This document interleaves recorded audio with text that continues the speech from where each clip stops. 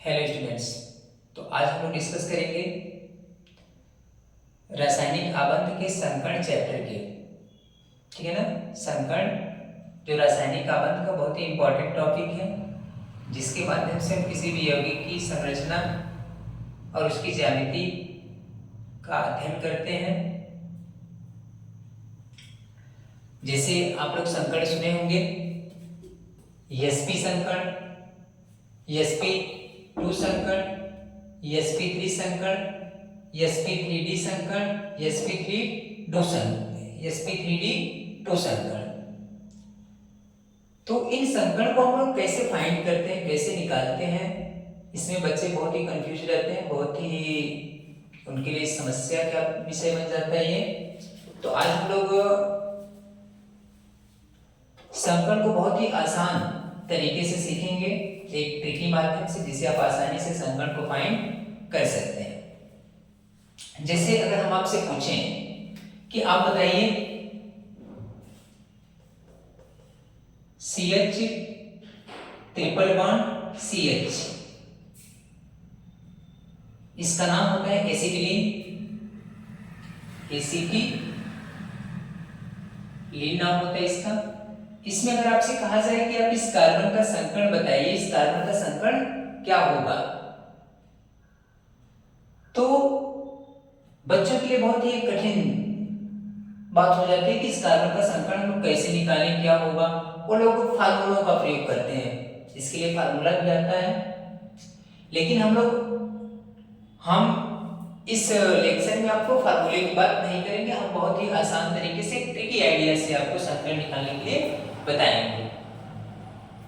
देखिए, बस आपको पता होना चाहिए कि किसी भी परमाणु के बाहरी कक्षा में कितने इलेक्ट्रॉन होते हैं और उस इलेक्ट्रॉन में से कितने इलेक्ट्रॉन बॉन्ड बनाने में पार्टिसिपेट कर रहे हैं और कितने शेष बच रहे हैं। तो हमको बॉन्ड में भी सिग्मा बॉन्ड जानना जरूरी है कि वो परमाणु कितना सिग्मा बॉन्ड बना रहा है और उसके पास कितने लोन पेयर बच रहे हैं।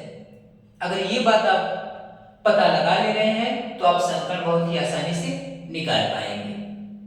तो जैसे हम लोग देखिए, एसिटिलीन में हम लोग देखेंगे एसिटिलीन की अगर संरचना बनाई जाए तो C ट्रिपल बॉन्ड C, इससे एक हाइड्रोजन जुड़ा है, हमने इधर जोड़ दिया, एक हाइड्रोजन इधर जोड़ दिया।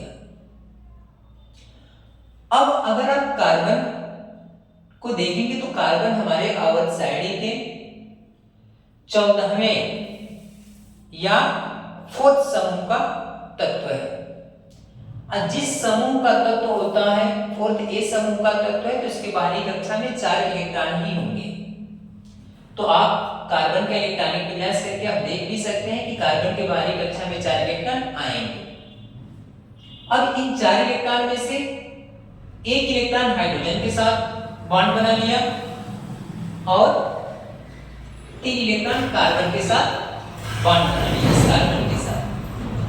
तो इस तरह से अगर इस कार्बन को आप देखें तो इस कार्बन के बाहरी कक्षा में 4 इलेक्ट्रॉन थे और 4 में से 4 के चारों इलेक्ट्रॉन बंध बनाने में भाग ले चुके हैं। कार्बन के पास कोई शेष इलेक्ट्रॉन नहीं है। अब ये कार्बन, अब देखिए सिग्मा बॉन्ड कितना बना रहा है। तो आपको ये बात पता होगा कि अगर केवल सिग्मा बॉन्ड होता है, केवल सिंगल बॉन्ड होता है तो उसे हम लोग कहते हैं सिग्मा। अगर डबल बॉन्ड है तो उसमें से एक सिग्मा होगा और एक पाई होता है। अगर ट्रिपल बॉन्ड है तो एक सिग्मा और 2 पाई, यानी कि बॉन्ड कितना हो, सिग्मा बॉन्ड उसमें केवल एक ही होता है। ये बात आप ध्यान रखेंगे। तो इस तरह से इस एग्जांपल में आप देखिए कि इस कार्बन के पास कितने सिग्मा बॉन्ड है, कितने लोन पेयर है। तो आपने देखा कि एक सिंगल बॉन्ड है, तो अभी हमने बताया कि जो एक सिंगल बॉन्ड होता है तो सिग्मा होता है, तो एक सिग्मा बॉन्ड ये हो जाएगा और ट्रिपल बॉन्ड में से एक सिग्मा बॉन्ड हो जाएगा। तो इसके पास हो गए 2 सिग्मा बॉन्ड प्लस हमने कहा कि कार्बन के बाहरी कक्षा में 4 इलेक्ट्रॉन होते हैं और 4 इलेक्ट्रॉन में से चारों के चारों इलेक्ट्रॉन बंध बनाने में भाग ले चुके हैं। तो इसके पास कोई शेष इलेक्ट्रॉन युग्म नहीं बचा। तो 0 लोन पेयर, लोन पेयर को हम लोग हिंदी में कहते हैं इलेक्ट्रॉन युग्म। तो इस तरह से हमारे पास जो नंबर निकल कर आ गया 2। और जब ये 2 नंबर आता है तो इस कंडीशन में हम लोग कहते हैं कि संकर्ण होगा, एक यस हम लोग ले लेते हैं और एक ले लेते हैं पी। 1 2, एक यस कक्षक का ऑर्बिटल होगा और एक पी कक्षक का ऑर्बिटल होगा। और आप देख रहे हैं कि सभी संकर्ण में यस कक्षक आया है, मतलब बिना यस कक्षक का कोई संकरण नहीं होता, ये बात आपको पता होना चाहिए। तो हमने इसमें से 2 नंबर था, एक यस ले लिया, एक पी ले लिया, तो 1 और 2 हो गया। तो इस तरह संकरण sp आ गया इसका। अगर दूसरा एग्जांपल में दूं आपको, CH2 डबल बॉन्ड CH2, इसको अब देखिए, इसका संरचना बनाइए। तो आपको यह बात पता है कि कार्बन के बाहरी कक्षा में 4 इलेक्ट्रॉन होते हैं और यहाँ पे चारों के चारों देखिए पार्टिसिपेट कर लिए, एक एक इलेक्ट्रॉन हाइड्रोजन के साथ और 2 इलेक्ट्रॉन कार्बन के साथ बाइंड कर लिया। तो यहाँ भी आप देखेंगे तो कार्बन के बाहरी कक्षा में कोई शेष इलेक्ट्रॉन नहीं बचा। सिग्मा बॉन्ड देखिए कार्बन कितना बना रहा है, तो आपने देखा 1 2 और डबल बॉन्ड में से एक सिग्मा होगा, तो 3 सिग्मा बॉन्ड हो गया। और कार्बन के चारों इलेक्ट्रॉन बंध बनाने में भाग ले चुके हैं, तो यहाँ पे 0 लोन पेयर हो गया। तो यहाँ पे नंबर निकल के कितना आ गया 3। 3 पे क्या होगा, 1 यस 2 पी, तो संकरण यहाँ पे आ जाएगा sp2। इसके बाद तीसरे एग्जांपल की बात करें, अगर मैं दे दिया आपको CH4 में अगर आपको कार्बन का संकरण निकालना हो तो आप इसका स्ट्रक्चर बनाइए, संरचना इसका बनाइए। तो C हाइड्रोजन 4 है, 4 हाइड्रोजन जोड़ दीजिए कार्बन से। और आप जानते हैं कि हाइड्रोजन के बाहरी कक्षा में 1 इलेक्ट्रॉन होता है। हाइड्रोजन हमेशा एक बॉन्ड बनाता है, एक बॉन्ड से ज्यादा बॉन्ड बना नहीं सकता है। तो इस तरह से कार्बन से है 4 हाइड्रोजन जुड़े, तो सिग्मा बॉन्ड कितने हो जाएंगे 4 सिग्मा। कार्बन के बाहरी कक्षा में 4 इलेक्ट्रॉन, तो 4 इलेक्ट्रॉन में से चारों के चारों बंध बनाने में भाग ले लिए, तो जरूर 0 लोन पे इलेक्ट्रॉन बचा, तो इसका संकरण हो जाएगा sp3। यहाँ पे नंबर निकल कर आ जाएगा 4 और 4 पे क्या होता है 1 यस ले लेंगे, तो बाकी ये बचा 3 पी ले लेंगे, संकरण आ जाएगा sp3।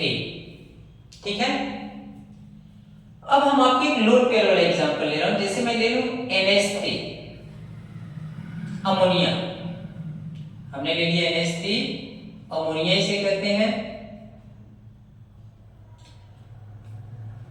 अमोनिया में नाइट्रोजन, अब बताइए कि किस समूह का तत्व है।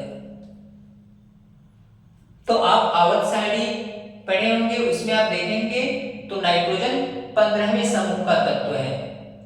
15वें समूह को हम लोग 5th A भी बोलते हैं। और जिस समूह का तत्व होता है उसके बाहरी कक्षा में उतने इलेक्ट्रॉन होते हैं, तो नाइट्रोजन 15वें समूह का है अर्थात 5th A समूह का है, तो नाइट्रोजन के बाहरी कक्षा में 5 इलेक्ट्रॉन होंगे।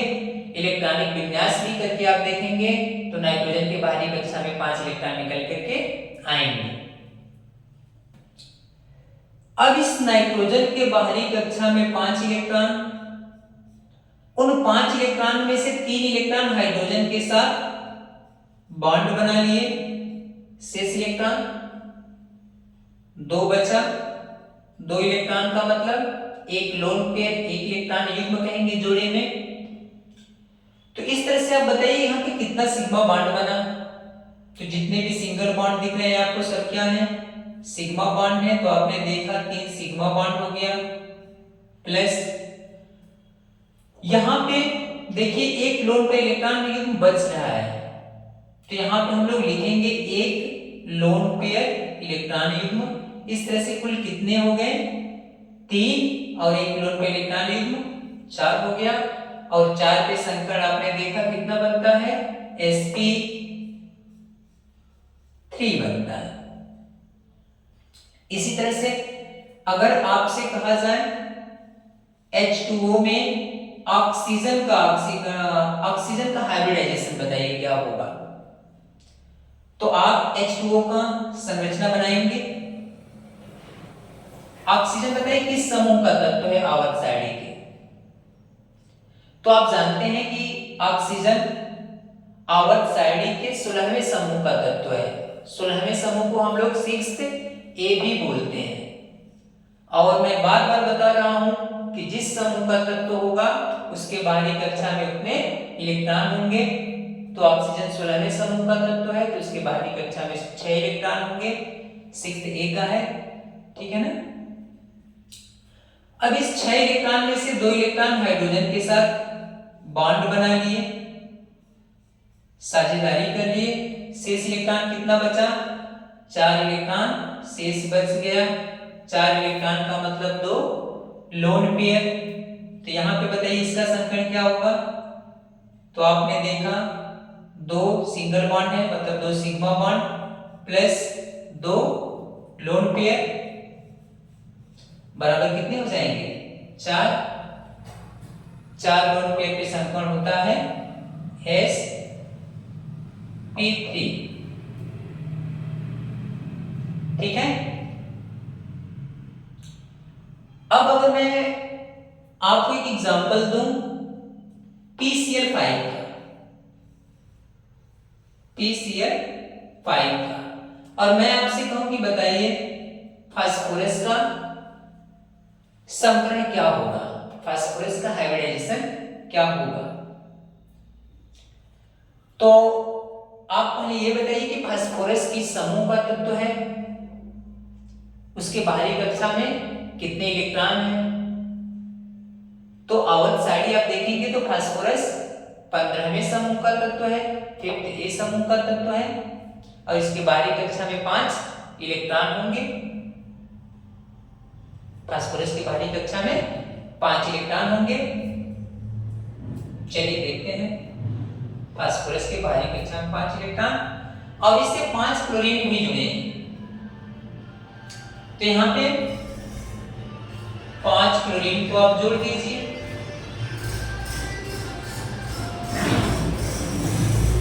तो इस तरह से आप देखेंगे कि फास्फोरस कितना बॉन्ड बना रहा है, 6 बॉन्ड बना रहा है, 5 बॉन्ड बना रहा है, ठीक है ना। फास्फोरस 5 क्लोरीन के साथ एक एक इलेक्ट्रॉन अपना साझेदारी में लगा दिया। इस तरह से फास्फोरस के पास कोई शेष इलेक्ट्रॉन नहीं बचा,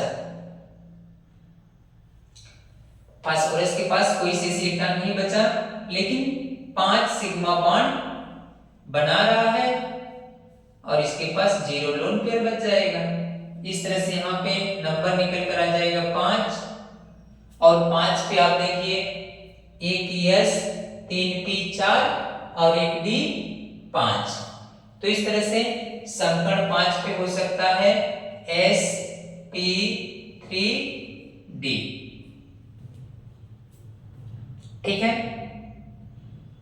इसके बाद मैं आपको एक एग्जांपल बताता हूं sp3d2 का, SF6 ले लीजिए, SF6 सल्फर फ्लोराइड, चाहे भी सल्फर हेक्साफ्लोराइड कर सकते हैं। तो यहां पे अगर इसका स्ट्रक्चर आप बनाएं तो सल्फर और सल्फर किस समूह का तत्व है, हमारी आवर्त सारणी के 16वें समूह का तत्व है सल्फर, अर्थात सल्फर के बाहरी कक्षा में 6 इलेक्ट्रॉन होंगे, और इन 6 इलेक्ट्रॉन के साथ 6 फ्लोरीन साझेदारी कर लेंगे। तो इस तरह से यहां पे हो जाएगा इसका संरचना,